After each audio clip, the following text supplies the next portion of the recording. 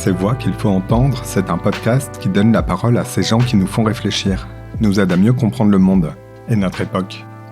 Des lanceurs d'alerte, des experts ou de simples témoins avec qui je souhaite dialoguer. Ils nous bousculent parfois, nous surprennent toujours et cela ne laisse jamais indifférent. Aujourd'hui, je reçois Julien Devorex. Il a 42 ans et vit à Lisbonne, au Portugal. Cet ancien salarié de grands groupes internationaux a travaillé dans le marketing.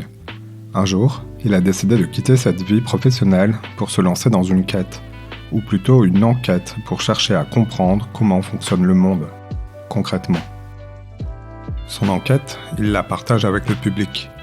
Julien en a tiré un podcast et un livre qui s'appelle « Le monde change et on n'y comprend rien ». Dans cet épisode, nous parlons du doute, le doute comme méthode, de la physique, des comportements humains et de la nature.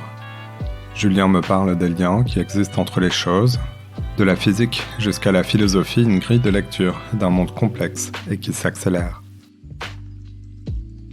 Je m'appelle Simon Icard et vous souhaite la bienvenue dans ce nouvel épisode.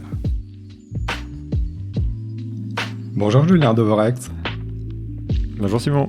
Tu es le fondateur du podcast Sismic et tu mènes ce que tu appelles une enquête pour comprendre le monde. J'ai eu envie de te recevoir pour parler de ton nouveau livre, Le monde change et on n'y comprend rien. Un livre qui invite à écouter, à douter, à tisser des liens inattendus, à déconstruire nos certitudes.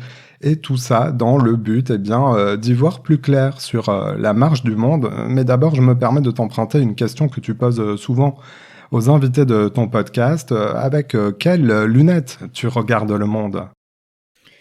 Avec les miennes. Alors, on va voir qui es-tu justement. Avant de te consacrer totalement à cette enquête sur le monde, tu avais quelle vie professionnelle notamment ? J'avais quelle vie professionnelle. C'est pour ça que c'est intéressant la question des lunettes, parce que c'est aussi de dire d'où on parle. Donc cette idée de connaître un petit peu l'angle de vue de l'autre sur le monde est importante, parce que sinon on peut pas savoir quelles sont les choses que la personne voit, pourquoi elle les voit et qu'est-ce qu'elle ne voit pas, quoi. Donc il y a toujours des angles morts. Donc moi j'ai plein d'angles morts du fait de mon background que j'essaie d'ouvrir depuis quelques années. Donc ma carrière, j'ai un parcours assez... j'ai fait une école de commerce et puis après j'ai travaillé dans des grands groupes internationaux depuis mes 23-24 ans, essentiellement dans le secteur du luxe et sur la fonction marketing et prospective, digitale, etc. Donc je commençais à travailler en 2004-2005. Et ça m'a amené à travailler au Brésil, à Hong Kong, pendant pas mal d'années, et à Paris, et voilà. Et donc j'étais dans le circuit classique, dans une carrière internationale qui va bien, et jusqu'à ce que je bifurque un petit peu. Alors raconte-nous ce que tu présentes comme un déclic. Tu étais à Hong Kong, dans ton bureau, dans un gratte-ciel, et tu regardais à travers une grande fenêtre. Oui, alors c'était pas vraiment un déclic. C'est vrai que j'en parle un peu comme ça dans le livre, même si finalement on va parler du livre, mais je vais sortir un livre dans lequel je parle assez peu de mon point de vue, mais je trouvais ça intéressant de présenter cet épisode de prise de conscience. Donc je dis que voilà, j'avais un beau bureau avec une superbe vue sur Hong Kong, en haut d'un gratte-ciel. Et je m'amusais assez régulièrement le matin en prenant le café à regarder cette ville vue d'en haut. Et j'ai commencé, je sais pas si c'était exactement ça, mais c'est vrai que je me souviens d'avoir eu des moments un peu de réflexion sur cette fourmilière que je voyais en bas. Et c'est l'avantage d'avoir une prise de hauteur, une prise de recul, et à me questionner par ailleurs, en m'appuyant sur des contenus que j'observais, des questions qui me venaient au fur et à mesure. De me questionner sur comment tout ça fonctionne en fait, comment cette ville que j'ai devant moi là, qui ressemble à une fourmilière, on voit des petites choses qui se déplacent en bas quand on est à 200 mètres de haut, comment ça fonctionne et qu'est-ce que je comprends pas, et effectivement de me rendre compte qu'il y a plein de choses que je comprends pas et qu'il y a une espèce de mouvement comme ça. On est une somme d'individus qui faisons chacun des choix individuels, ce que j'appelle les choix de jeu chaque jour. Et l'ensemble fait cette espèce de masse qui dépasse totalement l'individu Et c'est vrai au niveau d'une mégalopole, mais c'est encore plus vrai au niveau du monde et de notre civilisation. Et donc ça m'a amené à réfléchir petit à petit à quelle était ma place dans cette fourmilière géante, là, dans ce bibendum humain aussi, comme je l'appelle, et quels pouvaient être mes choix et où allait cette civilisation en fait. Donc ça a été une conjonction de plein de choses. À un moment donné, une prise de conscience entre une prise de recul sur mon propre travail, une prise de recul sur le fonctionnement du monde qui m'a donné envie de tout quitter. C'était en 2015, de quitter mon travail, de quitter ma carrière pour lever mes œillères, comme je disais, comme je le dis encore. Ce sentiment qu'il y avait plein de choses que je ne comprenais pas et que ça m'agaçait. Et que par ailleurs j'avais un travail qui m'amenait à faire de la prospective notamment technologique, donc j'avais une grande ouverture d'esprit là-dessus et j'étais très tourné vers ce qui allait se passer dans les prochaines années, mais avec un angle précis. Et petit à petit je me suis rendu compte que je ratais plein de choses en restant sur cet angle, donc voilà, j'ai pris un peu mes valises, je suis parti et j'ai commencé cette enquête qui m'a mené derrière à créer ce média qui est Sismic pour l'accélérer, pour pas faire cette enquête tout seul dans mon coin et m'appuyer sur d'autres voix, d'autres lunettes, d'autres regards et aussi la diffuser. Alors tu partages les connaissances que tu allais chercher, donc tu le dis dans tes lectures, auprès d'une centaine d'experts que tu as donc interrogés dans ton podcast. On va voir ensemble si tu as commencé à comprendre quelque chose à ce monde, mais je voudrais avant revenir, et tu en parles dans ton livre, sur la place que tu réserves au doute, à ce qui fait que on pense ce qu'on pense. C'est quelque chose que tu as mis en œuvre pour toi. Explique-nous pourquoi tu as ressenti ce qui semblait être une nécessité de se mettre à douter pour comprendre.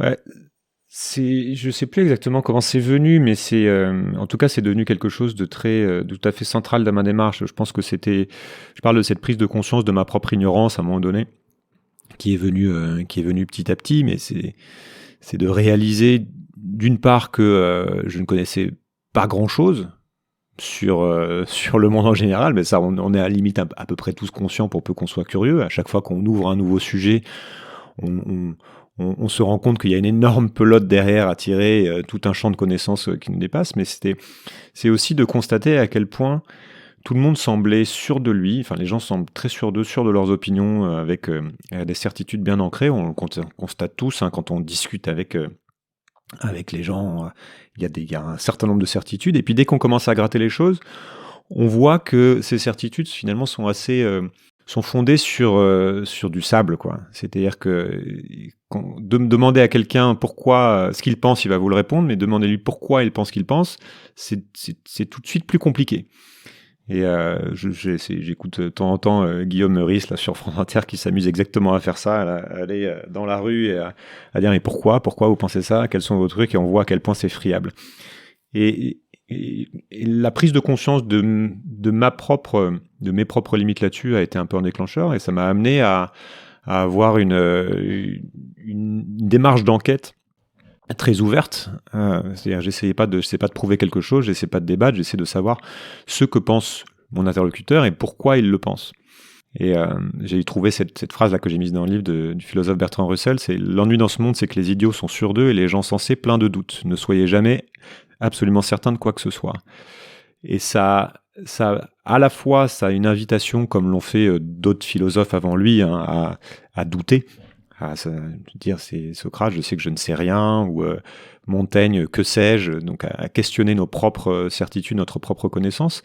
Mais il met aussi le doigt, Bertrand Russell, sur le fait que beaucoup de gens ne doutent pas et sont, c'est ce que je disais avant, mais sont encore plus aujourd'hui. On est dans une société où le doute n'est pas quelque chose de valorisé du tout. C'est-à-dire qu'il faut arriver avec des idées qui sont claires, qui sont faciles à énoncer, qui sont faciles à comprendre. Et en fait, ça, on raccourcit tout. Je cite aussi Mencken, qui était un journaliste américain, qui disait à tout problème complexe, il y a une solution claire, simple et fausse. Et tout ça, mis ensemble, ça nous invite vraiment à prendre du recul sur ce qu'on entend, sur ce qu'on écoute, sur cette sursimplification des choses. Et moi, ça m'a donné envie, avant tout, d'être dans une posture d'écoute. Et d'aller interroger des gens, en leur demandant ce qu'ils pensent, mais aussi pourquoi ils le pensent. Et finalement, quand on va à la racine des opinions, c'est là que ça devient vraiment intéressant, parce que c'est là qu'on va être capable de comprendre pourquoi il y a des désaccords. Pourquoi deux personnes très bien informées, intelligentes, avec la tête bien faite, qui ont de la culture, etc., vont arriver à avoir des opinions totalement différentes sur un même sujet. Et souvent, on essaie de prendre parti. Moi, j'essaie de ne pas prendre parti, d'abord de comprendre, avant de me faire ma propre opinion, parce qu'in fine, on est obligé de se faire une opinion, mais j'essaie de me dire, ok, c'est quoi le postulat? Quel est le postulat de départ de ces personnes-là? Parce qu'à un moment donné, on arrive soit sur une croyance fondamentale, soit sur une vision du monde qui découle de leurs valeurs, de leur culture, etc., et qui va être le socle de leur opinion, le socle d'une partie de leur connaissance. Soit on arrive à comprendre que en fait c'est l'information de départ qui est le matériau de base de tout un système de pensée qui ne va pas être prise au même endroit ou pas la même. Et voilà, donc c'est ça qui je trouve très intéressant à décortiquer, plutôt que de savoir qui a raison, c'est d'essayer de comprendre comment les gens pensent et pourquoi ils pensent qu'ils pensent. Armé de ce doute et de cette démarche, je pense qu'on pourrait dire que tu es un adepte de ce qu'on appelle la pensée complexe, du temps long. Tu proposes dans ton livre à tes lecteurs une grille de lecture des enjeux et des événements du monde autour notamment de la notion de système au pluriel. Tu peux nous l'expliquer ? Je trouvais que c'était... Alors la pensée systémique, c'est une pensée qui a été développée plutôt au XXe siècle. Il y a des adeptes. Chez nous, ça va être quelqu'un comme Edgar Morin qui l'a beaucoup fait connaître. Il y a des grands penseurs, pense aux États-Unis comme Donella Meadows, qui est à l'origine du rapport Meadows, qui était dans ce groupe avec son mari Dennis Meadows. Et puis, plus proche de nous, on a des gens comme Peter Senge ou avec Otto Scharmer qui a fait la théorie U aussi, qui m'avait beaucoup marqué justement dans cette année de réflexion. C'est plutôt que c'est une espèce de contre-pied, enfin je la comprends comme ça, c'est un contre-pied à une manière qu'on a, notamment au travers de la raison et depuis Descartes, entre autres, et avec la méthode scientifique, une manière qu'on a de tout découper, de découper le réel. C'est-à-dire que pour pouvoir faire sens du monde, on est obligé de le simplifier, on le fait naturellement, de toute façon. Notre cerveau fonctionne comme ça, en faisant avec des heuristiques, ce qu'on appelle les biais cognitifs. On va faire tout le temps des raccourcis sur le réel pour pouvoir gagner du temps, entre guillemets. Et la plupart du temps, ça pose pas plus de problèmes que ça. Et puis on le fait au travers de nos outils. Le langage est une simplification du monde. Chaque mot est un concept, emprisonne quelque chose qui est une réalité complexe dans un concept. Et on est obligé de faire avec. Et puis il y a tout un tas de choses, les chiffres, les mathématiques, etc. On fait ça tout le temps. Et puis on fait ça avec les disciplines scientifiques notamment, puisqu'on va séparer le monde en différentes scientifiques, et pour pouvoir creuser le plus profond possible et aller essayer d'identifier des structures, des règles fondamentales de fonctionnement des choses, ce qu'on ne pourrait pas faire si on avait à chaque fois tous les liens, toute la complexité. Donc on réduit la complexité pour pouvoir un peu en faire quelque chose. Et ça fonctionne plutôt très bien sur certains sujets, puisque ça a fait la science moderne. Mais ça nous fait aussi parfois oublier que on est dans tout est système en fait. Un système, c'est un ensemble fermé. Enfin, il y a des systèmes ouverts fermés, mais on va dire que c'est quelque chose qu'on peut délimiter et qui fonctionne d'une certaine manière, mais qui est fait de plein de sous-parties, de sous-ensembles qui fonctionnent entre eux, qui ont chaque petit ensemble est peut-être lui-même un système, mais ça fait fonctionner l'entièreté de la chose d'une certaine manière. Et je cite Donella Meadows qui exprime cette idée. Elle dit: vous pensez que parce que vous comprenez 1, vous comprenez aussi 2, parce que 1 et 1 font 2, mais vous oubliez que vous devez aussi comprendre le « et ». 1 et 1. Autrement dit, ce qui va être important, c'est-à-dire que chaque partie a son importance, c'est important, ça marche de découper, mais il ne faut pas oublier qu'il y a des liens entre les parties. Et la pensée systémique, c'est aussi la prise en compte des liens entre les choses. Et quand on prend le corps humain, qui est une chose en soi, on peut la définir, la délimiter, ça vit, et puis ça s'arrête de vivre à un moment donné, ça meurt, c'est si on comprend pas, en fait, il y a les organes, mais si on prend les organes un par un, si on prend toutes les structures du corps humain un par un, sans comprendre les liens entre les choses, on passe à côté du mode de fonctionnement. Et on voit que pour quelque chose comme le corps humain, on est encore quelque part aux prémices de la compréhension. C'est-à-dire qu'on a eu beau disséquer tout, on continue de découvrir des choses sur l'interaction entre les cellules, sur l'interaction entre les organes, et puis même l'importance de certaines bactéries qui ne font pas partie du corps à proprement parler dans le fonctionnement, etc. Quand on se place à un niveau beaucoup plus macro, le système ultime qui nous intéresse, c'est le système Terre.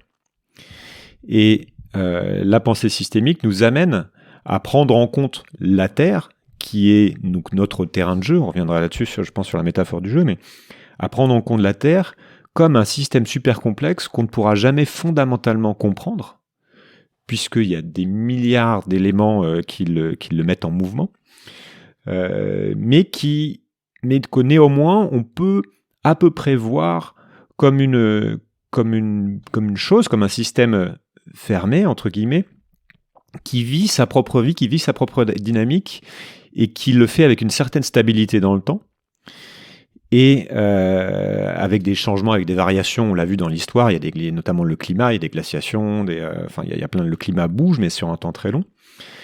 Et ça nous amène à considérer les limites du système. Et c'est typiquement pour la Terre, on va parler des limites du système planétaire. Alors, arbitrairement, on en a un peu identifié 9, encore une fois, pour simplifier les choses. Mais c'est cette idée que le climat en est une, mais il y a aussi les sols, il y a aussi l'acidification des océans, il y a toutes ces choses-là. Et ce sont on a identifié un mode de fonctionnement qui implique une certaine stabilité du système. Et si on passe ces limites, on déstabilise le système. Donc ça nous invite à réfléchir aux choses dans leur ensemble et à réfléchir à la place qu'on a à l'intérieur de ce système. Et moi, je me suis amusé avec Sismic. Ma démarche, je l'ai expliqué sur le site depuis le début, c'est l'étude de ce système Terre et de ses limites. Comment ça marche, comment ce terrain de jeu fonctionne. Ensuite, il y a un niveau qui est un peu plus... qui est différent, qui est le système, la société humaine dans son ensemble, on va dire la civilisation, qui ne dépend pas là que des lois de la physique, puisque ça dépend des comportements humains. Et puis, je me suis aussi intéressé au fonctionnement de la cognition, du cerveau humain, comment ça fonctionne, qui en soi est notre petit système individuel de perception du monde. Donc j'essaie un peu de rassembler tout ça et de naviguer là-dedans pour en faire sens et nous donner à voir les choses avec plus de hauteur de vue, quoi.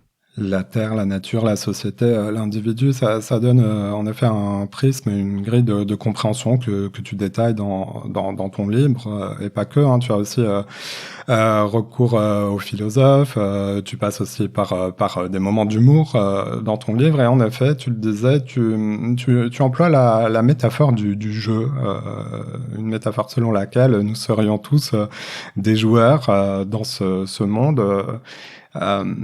Pourquoi tu vois la vie et les gens comme des gens qui jouent à un jeu? C'est-à-dire que je trouvais que c'était assez pratique. J'ai cherché pendant pas mal de temps comment lier tout ça, puisque dans mon enquête, dans le podcast, je parle de technologie, je parle de géopolitique, je parle d'écologie, d'énergie, de cognition, tout ça. Donc très compliqué quand je me suis dit ok, je vais essayer de faire un livre là-dessus, et par quoi je commence en fait, comment je raconte ça, je peux pas mettre le monde dans un livre, c'est impossible de résumer tout ça. Et puis je suis parti de ma propre interrogation qui est le préambule du livre en fait, où je dis mais ok, je suis confronté à plein d'informations contradictoires mais en fait j'en fais quoi de ça, quel est le but de cette enquête? Et m'est venue cette question qui était, mais au final, que parfois on entend, mais à quoi on joue? À quoi on joue à la fois en tant qu'humanité, quand on se pose la question du monde? Mais on entend souvent, mais ouais, on va dans le mur, on va pas dans le bon sens, mais non, au contraire, on va aller sur Mars. Ok, qu'est-ce qu'on fait? Qu'est-ce qui nous entraîne? Et la question se pose aussi pour les individus, mais à quoi je joue, moi, dans ce monde-là? Comment je traverse cette époque? Et quels sont mes choix que je vais faire? Puisqu'in fine, quand on est curieux et qu'on s'intéresse au monde, ou aux gens, même ou à la société, plus humblement, entre guillemets, on le fait, in fine, parce que ça nous intéresse de comprendre le fonctionnement des choses, parce qu'on est amené à faire des choix. Alors, c'est pas forcément utilitariste, on n'y pense pas toujours comme ça, mais quelque part, en tout cas, l'information qu'on acquiert nous invite à revoir nos choix. Et donc, je suis parti de cette métaphore du jeu en disant ok, on va essayer de regarder quel est ce jeu auquel on joue. Comment, puisque nous sommes amenés chaque jour à faire des choix, que l'on fait d'ailleurs la plupart du temps de manière inconsciente, puisque nous sommes des êtres d'habitude, et puis qu'on a une part d'inconscient de toute façon. Mais comment on va essayer de conscientiser tout ça et puis et donner, moi ce qui m'intéresse c'est d'aller regarder quelles sont ces règles du jeu. Et donc c'est un peu ce que j'ai développé, je commence le livre par là en expliquant que, encore une fois pour simplifier, on peut se dire que on a 2 objectifs de jeu principaux, dans ce que j'appelle le jeu de la vie, et qui c'est pas d'ailleurs que les humains, c'est aussi tous les êtres vivants, et on pourra même étendre ça à autre chose. Premièrement, c'est survivre, c'est continuer à jouer, c'est ce que Spinoza, avec son Conatus, d'une certaine manière expliquait, c'est cette volonté de persévérer de chaque chose, de persévérer dans son être, de continuer d'être. Et deuxièmement, c'est ce que j'ai appelé un peu maladroitement s'épanouir. Revivre sa vie, ou si on parle de développement personnel, ça va être vivre sa vie, mais ça peut être, chacun définit à sa manière, c'est soit acquérir de la puissance, soit être joyeux, soit se contenter de ce qu'on a, etc. Et tous nos choix, en fait, vont être dirigés vers ces 2 objectifs. Comment je reste en vie, éventuellement, quand il s'agit de l'espèce, comment je me reproduis pour que mes gènes continuent d'exister, pour que mes cellules puissent se transmettre, entre guillemets, pour que mon code puisse se transmettre. Et puis, tant que je suis en vie, j'essaie d'optimiser en fait mon jeu. Et cette manière de voir les choses a été très pratique pour moi pour regrouper des idées, puisqu'en fait, j'ai pu mettre un peu de tout ça dans un même ensemble qui est ok. Allons étudier ces règles du jeu. Quelles sont-elles ? Quelles sont les règles du terrain de jeu, puisqu'on est sur un terrain de jeu, donc les règles de la physique, de quoi on parle. Quelles sont les règles fondamentales qu'on doit prendre en compte quand on pense notre jeu, et comment on fait pour ne pas se tromper. On intègre très vite quand on est enfant que la gravité existe, puisqu'elle nous attire vers elle et qu'on n'arrête pas de tomber. Et une fois qu'on a intégré comment ça fonctionne, on arrive à se tenir debout et à marcher, etc. Et puis après, on se rend compte que, en fait, faut pas sauter du balcon parce que, voilà, ça fait partie du jeu et que la gravité nous amène au sol. Et puis après, on découvre les règles de la société, les règles du jeu de société. Et comment se comporter, et puis les sociétés, il y a des règles selon les sociétés qui changent. Ici, on a le droit de manger avec les mains, là, pas du tout. Il y a des choses qu'on a le droit de faire, d'autres pas. Il y a tout un tas de codes de jeu en fait qu'on doit acquérir à mesure qu'on grandit pour pouvoir naviguer dans cette société. Jeu de la famille aussi. Et en tant que civilisation, on a une grande confusion aujourd'hui, c'est ce que note, sur quelles sont ces règles. Et donc j'ai essayé de croiser ça, c'est-à-dire que est-ce qu'on peut comprendre les règles du jeu de l'économie si on ne comprend pas les règles du jeu de la physique, et notamment de l'énergie? Alors, on se rend compte que beaucoup d'économistes pensent que oui. Moi, j'aurais plutôt tendance à dire maintenant, plutôt non. En fait, si on ne comprend pas à quel point l'énergie est fondamentale dans le jeu de l'économie, on passe à côté de quelque chose. Et c'est surprenant et c'est vrai est-ce qu'on peut comprendre le jeu politique si on ne comprend pas le jeu de la cognition humaine, le fonctionnement humain? Probablement pas. Est-ce qu'on peut comprendre le jeu de la technologie si on ne comprend pas par exemple le jeu de la culture, l'évolution de la culture, si on ne comprend pas le jeu de la technologie, avec les réseaux sociaux qui sont devenus primordiaux, etc. Donc c'est tout ça que j'ai essayé de croiser, et en essayant d'aller réfléchir sur quelles sont ces règles, en essayant de les établir, évidemment en simplifiant, et pour donner à voir un peu ce qui nous emporte. Voilà. Julien, avec le dérèglement climatique et ses conséquences, il y a en quelque sorte une prise de conscience globale que le monde sur Terre n'est pas infini, tu le disais un peu tout à l'heure, pas inépuisable. Et en effet, tu as recours au sujet de la physique comme une clé d'entrée pour comprendre le monde. Et tu parles d'énergie et de dynamique. Quelles sont en schématisant un peu les dynamiques qui attirent ton attention.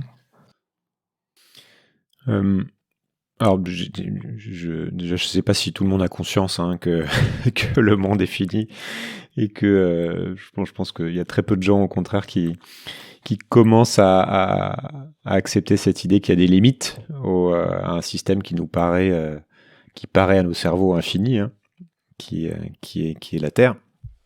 Mais ça fait partie d'une autre manière de comprendre les enjeux actuels, essayer de savoir comment nos idées se forment, comment nos perceptions du monde se forment. On pourra peut-être en parler, mais la physique, c'est ce que je disais. Ce qui est important de comprendre, c'est que à la fois, ce sont des lois qui nous dépassent, qu'on ne peut pas modifier nous-mêmes, qui ne dépendent pas de nous. C'est-à-dire qu'on peut les comprendre, on peut essayer un peu de jouer avec.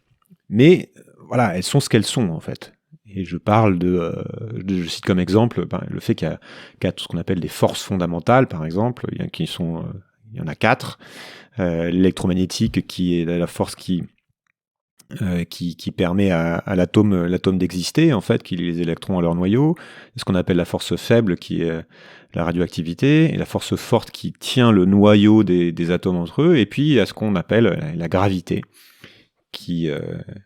qu'on simplifie comme étant une force, mais Einstein a montré que c'était un petit peu plus compliqué que ça, mais qu'on peut mettre dans l'eau, c'est-à-dire qu'on l'expérience au quotidien, on en fait l'expérience au quotidien.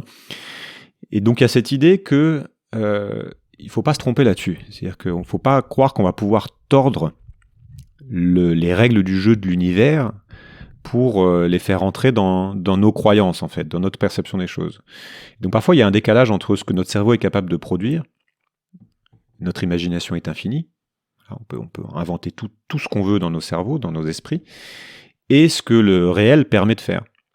Et il se trouve que il nous arrive par moments de découvrir des nouvelles choses qu'on n'avait pas compris sur le réel, et finalement, des choses qu'on ne pensait pas possibles sont possibles, mais c'est quand même assez rare. Donc, c'est faire un pari très très risqué que de se dire qu'on ne sait pas faire pour l'instant, la physique nous l'interdit pour l'instant, mais demain on y arrivera. Voilà. On est jamais à l'abri de bonnes surprises, mais voilà. Et donc pour ce qui est du climat, c'est intéressant, puisqu'il y a une science du climat, qui est une science qui est d'ailleurs plutôt systémique, puisqu'on essaie de rassembler un certain nombre de connaissances, et c'est ce que fait le GIEC, qui est un organisme qui synthétise des milliers de rapports scientifiques sur plein de domaines différents, pour essayer d'en faire quelque chose, et pour essayer de comprendre comment à peu près fonctionne le système. Et donc là, ce dont on parle souvent, c'est le lien entre le dérèglement climatique, le changement climatique et le carbone, enfin nos émissions carbone. Donc, donc on parle de l'atmosphère, c'est-à-dire qu'on s'est rendu compte que l'atmosphère avait la teneur en gaz de l'atmosphère, selon sa composition, il y avait ça influait le comportement du climat terrestre, et que on était en train de remplir cette atmosphère de ce qu'on appelle des gaz à effet de serre, dont le CO2.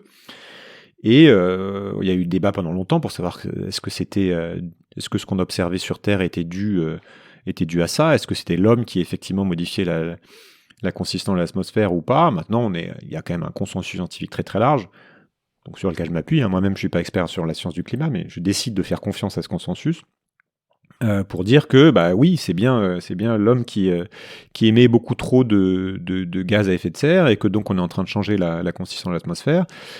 Et donc, ça a un impact sur le climat. Voilà, c'est de la science. Elle est imparfaite, mais elle donne quand même une direction. Et là-dessus, on peut se dire, en tout cas, que ça va pas trop bouger.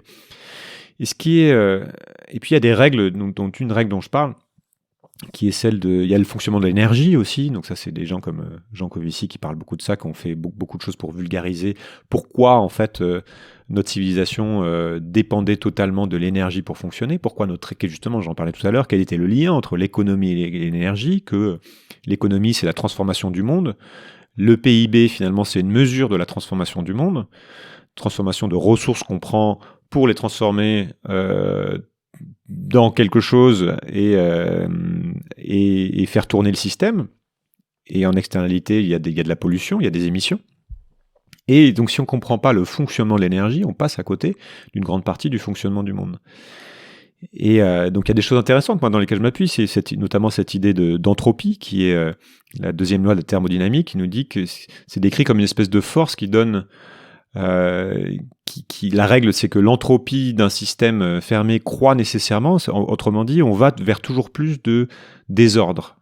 Il y a quelque chose qu'on organise et que l'entropie augmente, on va vers toujours plus de désordre. Et ça, c'est pareil, c'est une loi fondamentale, enfin, ce qu'on écrit comme une loi fondamentale de l'univers, qui est que l'univers va vers un refroidissement, va du chaud vers le froid, que les choses finissent par mourir après s'être organisées pendant un temps court, etc., etc. Donc, ça fait partie d'une règle du jeu, qu'on peut d'ailleurs ramener au vivant. Mais donc, il y a cette idée que la physique nous donne quand même des clés de lecture, et la science du manière générale nous donne des clés de lecture très importantes pour comprendre la direction des choses et pour faire la distinction entre les possibles et les impossibles. Et que on a tendance à méconnaître le fonctionnement du monde, les règles du jeu du monde, parce qu'on a une méconnaissance de la physique, et qu'on va confondre ce qu'on a dans nos têtes et ce qui existe vraiment. Et c'est une erreur fondamentale dans plein de domaines et dans plein d'analyses, en fait. Tu observes dans ton livre, dans ton travail en général, l'accélération du monde. Et dans cette accélération, il y a un moteur très humain que tu as identifié. C'est peut-être la volonté de puissance qu'il y a dans nos sociétés et puis aussi chez les individus. Et ça t'interroge. Pourquoi tu as choisi d'étudier ce thème en particulier ? Oui, parce que c'est important de prendre comme point d'entrée l'accélération. Ça me permet de parler en fait de la manière dont on analyse les choses. Généralement, on s'étonne du fait on s'étonne des événements. C'est-à-dire que toute notre attention est sur les événements.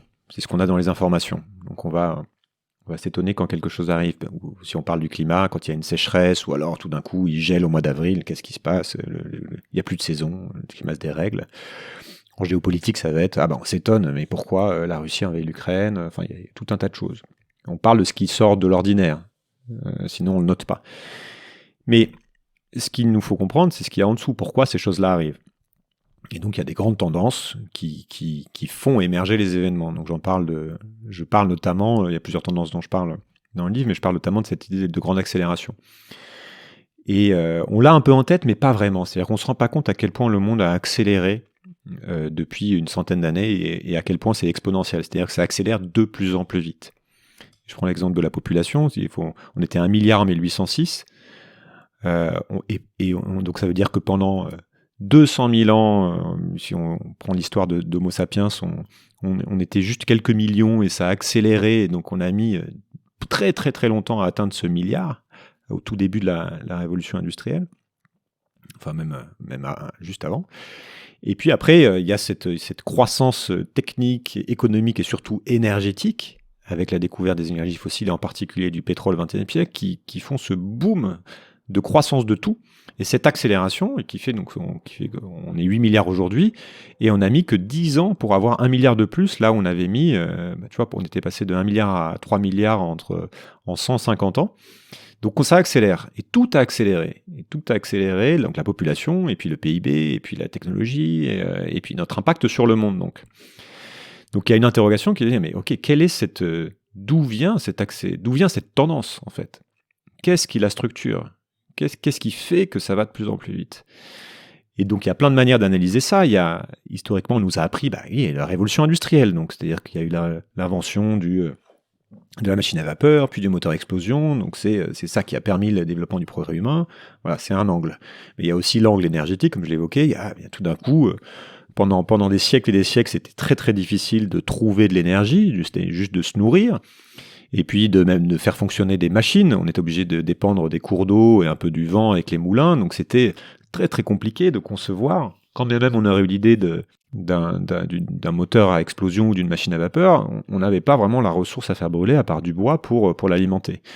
Et donc il y a cette conjonction de choses qui fait qu'à un moment donné, on a eu la technique pour aller exploiter les sous-sols, et puis on a trouvé des choses dans les sous-sols, et ça a créé un effet d'entraînement de la machine, donc déstabilisation du système, une boucle de rétroaction positive, on a une accélération en fait de quelque chose, et le phénomène donc de modernité, avec une accélération civilisationnelle de dingue dans laquelle on est aujourd'hui. Mais en dessous de ça, ce qui est intéressant de voir, c'est qu'est-ce qui nous pousse à vouloir aller chercher cette augmentation d'énergie, en fait. Pourquoi on va chercher à innover? Pourquoi on va chercher à acquérir plus d'énergie? Et je trouvais ça très intéressant. C'était un de mes invités qui m'avait mis le nez dedans, en fait. C'était Richard Heinberg qui avait écrit un livre qui s'appelle Power, donc qui a passé, lui, bien plus d'années que moi à réfléchir à ces sujets-là, et qui a été, pour qui, en fait, cette dynamique dans laquelle on est n'est autre que une quête de puissance. Power en anglais, en plus, c'est puissance et pouvoir, c'est le même nom, donc on peut aussi rassembler tout le jeu géopolitique et politique à l'intérieur de ça, le jeu humain. Mais fondamentalement, il y a quelque chose qu'on peut même, dont on peut dire qu'il est même inscrit dans le vivant, dans son ensemble, dans le jeu du vivant, qui est cette pulsion vers l'acquisition vers la reproduction, d'une part, donc c'est pour survivre, mais aussi vers cette sorte de maximisation de son rendement énergétique, de ses ressources, etc. Donc on en revient justement à cette idée aussi, qui est cette intuition que des philosophes avaient eue. Donc je parlais de Spinoza tout à l'heure, mais qui parlait de cette volonté de persévérer, d'avancer.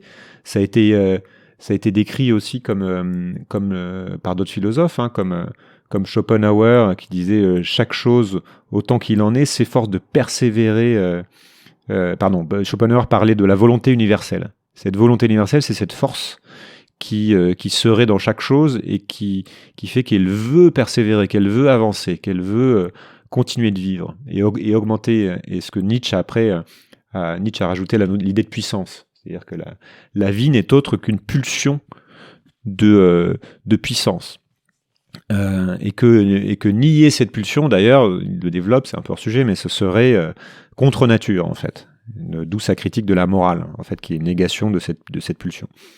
Bref, mais donc ça me semble être quelque chose de fondamental pour essayer de décrire ce qui nous arrive. C'est-à-dire que on est en train de dépasser les limites du système planétaire et de dérégler le terrain de jeu, parce que on ne sait pas mettre des limites à cette quête de puissance.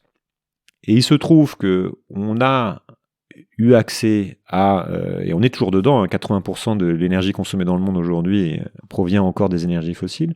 On a eu accès à cette espèce de soleil enfoui depuis des millions d'années, puisque le pétrole, par exemple, c'est du plancton en décomposition, donc c'est de l'énergie solaire qui a été mise là avec la photosynthèse et qui est fossilisée. Et nous, on la libère tout d'un coup, comme ça, en une centaine d'années. Donc on a cette pulse carbone, comme on l'appelle en anglais, cette espèce d'overshoot, de surpuissance. On dépasse les limites, on brûle tout d'un coup. Et donc on est devenu surpuissant. L'humanité est devenue surpuissante. Et trop puissante en tant qu'espèce, puisque donc on est tellement puissant qu'on en vient à déstabiliser totalement le système. Et or, nos cerveaux, finalement, n'ont pas évolué suffisamment rapidement, ni nos institutions, pour maîtriser, je crois que c'était Wilson là, qui disait, on a les cerveaux du paléolithique, les institutions du Moyen-Âge et une technologie divine, pour maîtriser tout ça. Et donc, on a cette situation qu'on peut expliquer par cette quête qui est là depuis le départ codée en nous, qui est cette volonté de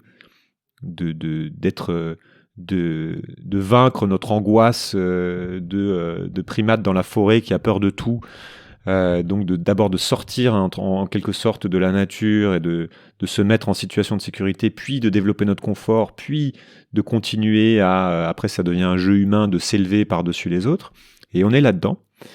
Et en fait, tant qu'on n'arrive pas à s'auto-limiter, à limiter nous-mêmes notre propre volonté de puissance, on a un problème. parce que soit à un moment donné, on tape un mur et c'est le système qui nous limite, comme c'est le cas pour n'importe quelle espèce qui se développe beaucoup trop et qui finit par saturer son environnement. Soit je ne sais pas, soit il y a quelque chose que je vois pas et qui fait que en fait on n'a pas encore atteint les limites de notre puissance, qu'on va pouvoir aller chercher des ressources ailleurs, qu'on va pouvoir je sais pas uploader nos cerveaux en dehors du monde physique naturel. Enfin voilà, c'est une question qui est intéressante de voir sous cet angle-là. Justement, chercher à comprendre le monde pour savoir où il va. Et de nombreuses personnes se posent la question. Alors, tu as eu beaucoup d'invités et tu le disais, tu recherches des points de vue différents.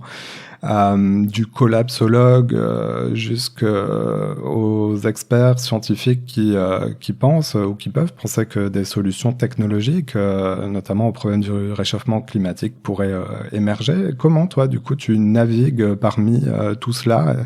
Ça rajoute à cette impression de confusion ou ça t'aide à y voir plus clair? Il y a différents points de vue. C'est-à-dire que moi, je suis très humble par rapport à ça. Je me suis fait une petite idée que je développe un peu sur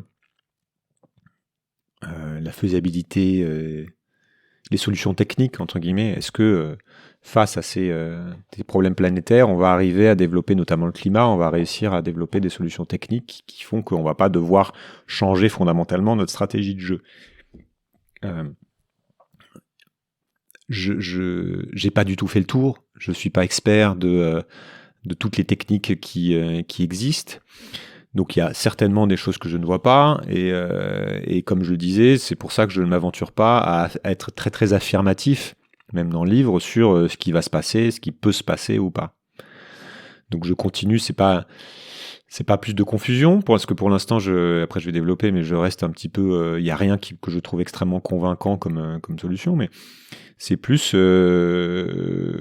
c'est cette idée que à mesure qu'on ouvre les champs de la connaissance, on découvre toujours de nouvelles choses, et donc ça nous invite toujours à être beaucoup plus humble par rapport à nos opinions actuelles. Voilà, c'est un peu ce que j'ai raconté au début.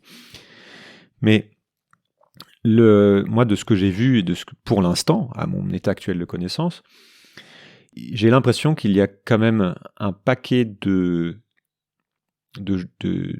d'opinions, enfin parmi les penseurs systémiques que j'ai pu voir, qui convergent pour dire que c'est pas la technique qui va nous permettre de résoudre les problèmes actuels. On prend le climat, c'est-à-dire qu'on peut imaginer, donc c'est un peu ce que j'ai regardé aussi, on parle la réponse actuelle à l'enjeu climatique, c'est-à-dire cette idée qu'il faut diminuer très très vite nos émissions pour ne pas saturer l'atmosphère au-delà d'un certain niveau. Et on a calculé que ça serait bien de rester en dessous d'un certain taux de CO2 dans l'atmosphère qui nous permettent de rester sous les 1,5 degrés d'augmentation par rapport à l'ère pré-industrielle. Et de plus en plus, on sait que c'est trop tard. Donc maintenant, le nouvel objectif, c'est 2 degrés. Parce qu'au-delà de ça, on estime que ça sera vraiment catastrophique pour les systèmes vivants et les systèmes humains. Donc on se dit, non seulement faut ce qu'on appelle devenir neutre en carbone ou net zéro, enfin il y a plein de manières de penser ça. Et donc on doit faire cette transition énergétique, puisqu'aujourd'hui 80% de notre énergie, ce sont des choses qu'on brûle. Demain on doit inventer quelque chose d'autre. Donc on doit faire des énergies renouvelables, voire du nucléaire qui est non émetteur, etc. Et puis, il y a d'autres techniques qui vont nous dire, et en même temps qu'on fait ça, il faut retirer du carbone de l'atmosphère. Donc voilà un problème très complexe qu'on essaie de simplifier en se disant, dans une équation assez simple, en disant, faut juste moins émettre. Donc on fait cette transition. Mais dès qu'on creuse sur la faisabilité de la transition énergétique, on voit que c'est pas forcément si évident que ça, parce que pour la faire, on a des contraintes juridiques, on a des contraintes économiques, on a des contraintes en matériaux. Un de mes derniers épisodes, c'était un expert des matériaux, Emmanuel H, qui m'a raconté que quand même, on n'est pas sûr d'avoir une quantité de matière suffisante pour pouvoir mettre en place toutes les infrastructures d'électrification dont on aurait besoin, juste ça. Donc on tape dans des nouvelles limites physiques. Et par ailleurs, si on fait ça, ça crée d'autres dommages qui sont liés aux autres limites planétaires. puisque très bien, on aura résolu le problème climatique. Imaginons qu'on arrive à faire des mines partout et à tout remplacer, et donc même à la fin du siècle à faire de la fusion nucléaire. Donc on aura une structure qui nous permettra partout, imaginons, hein, d'avoir de l'énergie virtuellement sans limite. On est toujours dans cette puissance. Donc est-ce qu'on ne va pas continuer à aller raser les forêts, défoncer les sous-sols, etc., etc. Donc en fait, je trouve très compliqué d'imaginer des réponses techniques uniquement, ça ne veut pas dire qu'il ne faut pas creuser, hein, bien sûr, à ce problème un peu existentiel qu'on a aujourd'hui, qui est finalement, comme j'ai résumé, ce problème à la fois de surnombre et de surpuissance, et y compris notamment la surpuissance des plus puissants. Mais donc ça veut dire qu'il faut regarder un peu ailleurs, qu'il faut regarder sur... est-ce qu'on est capable de s'auto-limiter? Est-ce qu'on est capable de changer fondamentalement de stratégie de jeu à l'échelle mondiale en tant que civilisation? Et si on n'est pas capable, ça nous amène où? Et face à ces questions qui restent quand même globalement sans réponse définitive, évidemment, tu progresses quand même au fur et à mesure de ton enquête vers donc des connaissances, une perception plus concrète des dynamiques et du réel. On perçoit en lisant ton livre à la fois une quête de sens personnel et universel. Et toi, au niveau personnel, tu en es où du coup de ce que j'appellerais une quête de sens? Alors moi, j'ai un peu lâché la quête de sens, justement. C'est un peu né comme ça. C'était un peu une réflexion sur quoi faire de tout ça. Je finis le livre avec une partie qui est quoi faire de tout ça, donc je tire des fils, j'explique un peu le fonctionnement du système, je tire des fils pour imaginer où est-ce que ça peut aller. Après, c'est qu'est-ce qu'on fait de tout ça? Et j'ai choisi de me concentrer sur la partie individu, puisque aller dans les solutions justement systémiques, ça ferait l'objet d'un autre livre, ou même de plusieurs livres, je pense. Et surtout que j'ai pas les réponses à l'heure actuelle. Par contre, je propose une réflexion sur où j'en suis moi, effectivement. Et c'est plutôt l'angle que j'ai choisi, c'est comment vivre dans une époque à la fois angoissante et incertaine. Parce que ce qui nous caractérise quand on s'intéresse à l'avenir, c'est quand même un très grand niveau d'incertitude. C'est-à-dire qu'il y a une direction qui est donnée, qui est vers, a priori, ce que j'ai appelé un peu la grande simplification, hein, pour paraphraser une des personnes que j'ai interviewées, qui est Neil Higgins, qui nous dit qu'en gros, on ne pourra pas maintenir ce niveau de complexité avec à la fois les risques climatiques qui se précisent et une forme de descente énergétique à moyen terme. Donc, qu'est-ce qu'on fait de ça en tant qu'individu? Et donc, je vais pas dévoiler complètement la fin, mais il y a une réflexion sur notre place dans le monde, sur est-ce que finalement on est responsable de la marche du monde, et est-ce qu'on a à quel point on peut peser sur le monde. Il y a une réflexion, j'invoque un peu les stoïques, avec le stoïcisme, enfin, c'est en citant Marc Aurèle, hein, que la force me soit donnée de supporter ce qui ne peut être changé, le courage de changer ce qui peut l'être, mais aussi la sagesse de distinguer l'un de l'autre. Cette idée que attention à ne pas rentrer en burn-out, à ne pas sombrer dans une angoisse existentielle en portant le poids du monde sur nos épaules, ce qu'on peut faire aussi quand on est face à tous ces sujets-là et face à la complexité des sujets. Et puis, personnellement, après, j'évoque un peu ce que j'ai appelé un peu mon processus de deuil, c'est-à-dire cette idée que quand on est face au monde, on se rend compte que il y a une probabilité non négligeable que demain ne soit pas tout à fait comme on l'a imaginé, que notre vie ne soit pas exactement celle que tous les possibles ne soient pas ouverts. Donc comment on fait le deuil de ça, entre guillemets. Et je le ramène au jeu aussi. C'est pour ça que la métaphore du jeu fonctionne très bien. C'est que ma réponse à ça, ce qui me permet aujourd'hui d'être quelque part beaucoup plus serein quand je regarde mes enfants, quand je regarde mes filles, ou même pour moi-même, c'est de dire finalement, je ne fais que jouer au jeu de la vie. On ne fait tous que jouer au jeu de la vie, et c'est un jeu, quoi. C'est aussi sérieux soit-il, on sait comment il finit, Et donc je dis maintenant, quand tu cherches le sens de la vie, on le connaît, hein, c'est de la naissance vers la mort. Et il n'y a pas vraiment. Et au milieu de ça, on s'invente des trucs. On s'invente. C'était la réponse que Noam Chomsky m'avait faite quand je lui avais posé la question du sens de la vie. Mais le sens de la vie, c'est celui que tu t'inventes. Et c'est celui que tu t'imagines. C'est qui tu veux être.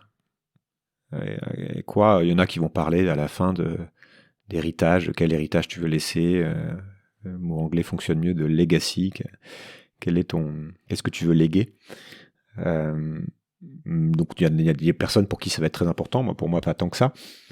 Puisque quand je me place dans le jeu à très long terme, je me dis finalement tout ça n'a pas grande importance. Il y aura plus de vie sur Terre dans 1 milliard d'années. Tout le monde s'en fout qui était Napoléon dans quelques temps. Donc non, ça ramène toutes ces réflexions-là, ça ramène à des vieilles sagesses en fait, à l'idée de, je cite le wabi-sabi japonais là, de exister sans l'angoisse de devenir, de naviguer avec l'incertitude aussi. C'est cette phrase d'Hemingway là que j'avais notée, qui nous devons nous habituer au plus important de croiser des chemins de notre vie. Il n'y a pas de signalisation. Donc c'est ok, comment on fait pour accepter ça? Et puis donc c'est pour personnellement la réponse pour l'instant, ça a été de essayer ce que j'ai déjà commencé à faire, essayer de bifurquer en sortant du jeu de la carrière qui me correspondait plus, et petit à petit c'est essayer de ralentir, essayer de porter mon attention sur autre chose, de m'ancrer un peu plus dans le présent. Enfin voilà, après ça devient presque des banalités même si ce sont des choses très difficiles à faire, mais c'est retrouver peut-être une forme en ralentissant et en s'ouvrant à autre chose, retrouver une forme de spiritualité, même si c'est pas un mot avec lequel je suis forcément totalement à l'aise, mais c'est revenir à l'idée de jeu de la vie pour ce qu'il est, puisque finalement il n'y a pas grand chose d'autre. Donc c'est des réflexions qui sont en cours, que j'essaie de partager à la fin, que c'est pas totalement abouti, ça progresse chaque jour, mais il y a plein de pistes que j'ai essayé de poser qui peuvent donner des idées à certains et certaines. Pour en savoir plus, en librairie, Le Monde change et on n'y comprend rien, par Julien Devorex aux éditions First. Le temps file à toute allure et vous le savez, j'invite mes invités dans cette émission à la fin à nous conseiller, nous orienter une voix d'une de ces personnes qu'il ou elle nous conseille d'entendre. Julien, quelle serait ta proposition ? Alors moi je me suis replongé récemment dans quelques livres de Stefan Zweig, je suis pas bilingue allemand,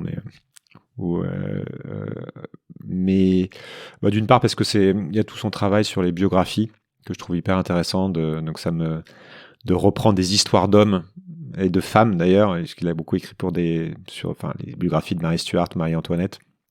Mais qui permettent de remettre en perspective à des époques différentes ce que nous on est en train de vivre. Et donc ça c'est à chaque fois très très riche de voir en fait comment finalement le jeu évolue peu pour un humain.